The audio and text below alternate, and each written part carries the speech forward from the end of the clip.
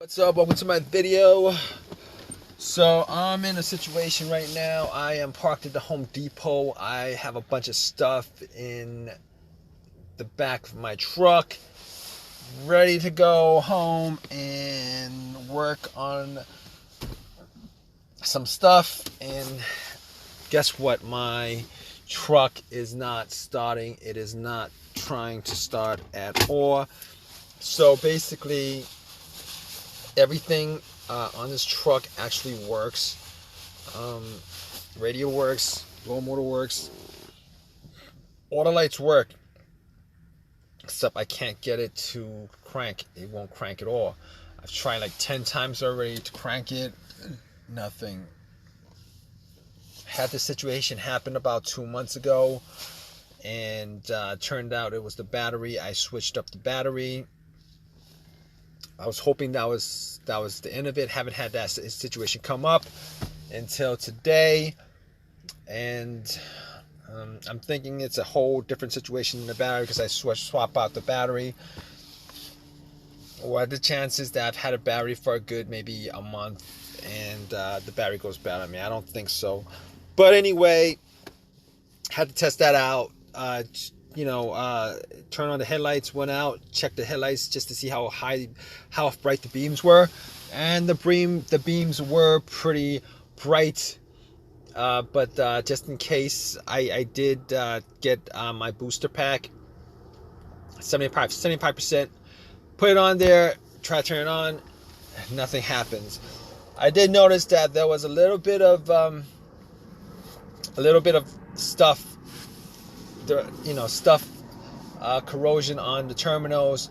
So I pretty much just took the terminals off, cleaned it, popped it back in, put the booster pack on it again, try to crank it up. It wouldn't crank up. So all those situations didn't crank up. So I know 100% it's not the battery.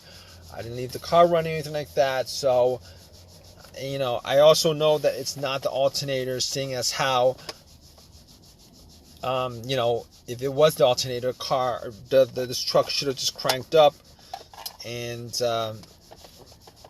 and as soon as I took the cables off from the booster pack, it would have died out, but it didn't do that. So I know it's not the alternator. So I know it's not the battery. I know it's not the alternator. I was thinking maybe it'd be a ground issue, a weak ground or whatever. I checked out the ground, and it's grounded it's pretty good.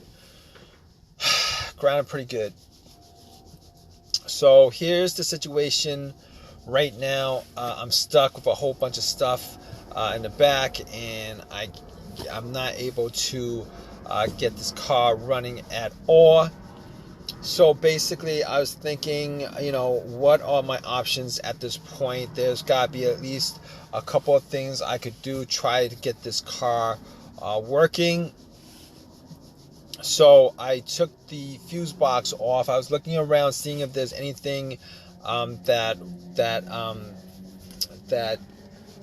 was maybe a wire that was broken off or something like that, some switch that was not popped in. Looked around, didn't see any of that. So I was like, okay, let's move on to the fuse box. Took the cover off, and I was thinking to myself, maybe it's the relay. Hopefully it's the relay. Some easy fix like a relay or a fuse. I could deal with that without a problem.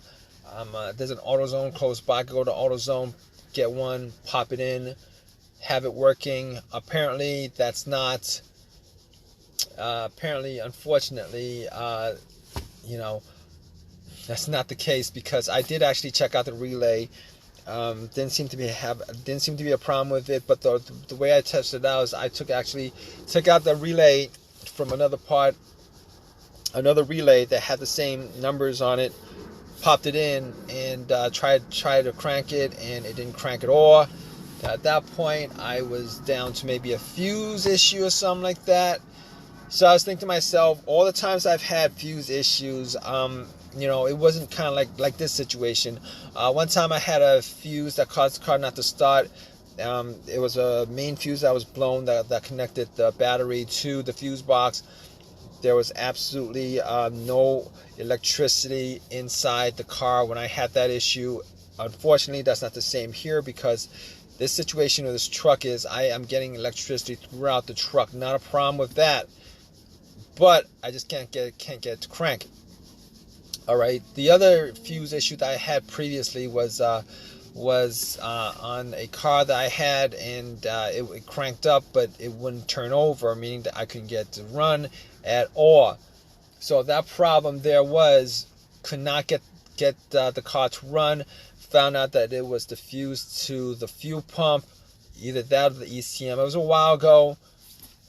Changed that up, and the car cranked and started without a problem. However, in this situation here, this truck cranks, but it won't turn over. So I can't rule out the fuse and the relay. I can rule out the relay. I can't rule out the fuse 100% because I don't have a fuse tester on me. I could probably get one at Home Depot. I'm not sure where they sell in the electronics department. That department where they have all the wires and the fuses and stuff. I don't know. I don't think they have it there. But anyway, at this point, I'm down to the starter. Now, I had the starter swapped out like about 6 months ago. I had swapped out 6 months ago. Granted, it was a refurbished starter.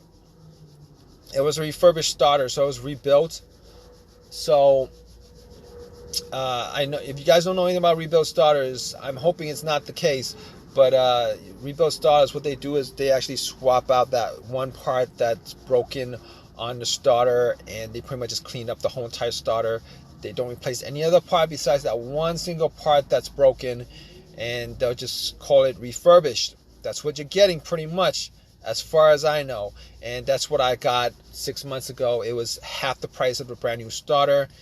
It's 100% warranted, lifetime warranty, so I don't have a problem with bringing it back. But to be honest with you, 6 months, it only lasted 6 months, meaning that some other part of that starter, broke. So I don't know if that's the case or not. I don't know if that's the case or not, but at this point, there's no way for me to test out the starter. I don't have a crowbar, a long enough crowbar to actually bump it. I mean, I could probably go to Home Depot and get a couple of things, but I'm not going to do that right now. It's about to get dark, and I'm going to need to get AAA out here to tow it with all the stuff in the back, and get home, and then I'll figure out what to do about that. But that's going to take a couple hours. If you guys are in the same situation, thought I'd make this video for you guys. Hopefully it helps you guys out, but stay tuned. I'm gonna give you guys an update on this whole entire situation. All right, I'm gonna give you guys an update on this. So basically, I waited 2 hours for AAA to tow my truck. Got it towed back home, and I did some work on it. Tried to boost it up the next day. Tried to boost it up with a booster pack. My booster pack that had it at 100%. Tried to boost it. Nothing happened. I had a bigger booster pack in my other car. And tried to do that, and nothing happened. So I knew at that point it was not the battery. Just needed to rule that out. Tested all the fuses. All the fuses were good. The relay was good. Didn't need to test that out. But at that point it was the starter. I took everything off. Ran a line from the battery to the starter, just trying to see if it actually does anything. I heard nothing from it, so I knew at that point that it was the starter that was the problem.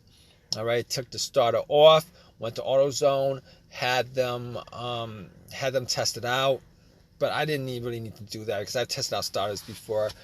But it was definitely the starter that was the problem. I was thinking about maybe spending $300 getting a brand new starter instead of a refurbished one, but didn't want to do that. Really didn't want to do that. So instead, what I did was I got another refurbished one for free. It was a lifetime warranty. So popped it in, got it started. It works. Everything works. Haven't had a problem with it since. So I'm gonna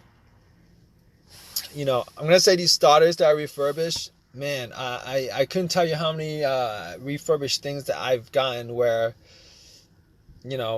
I've had issues. I had an alternator where I got a refurbished one from AutoZone, and a year later it stopped working. But anyway, I didn't want to spend $300 on a brand new one. Got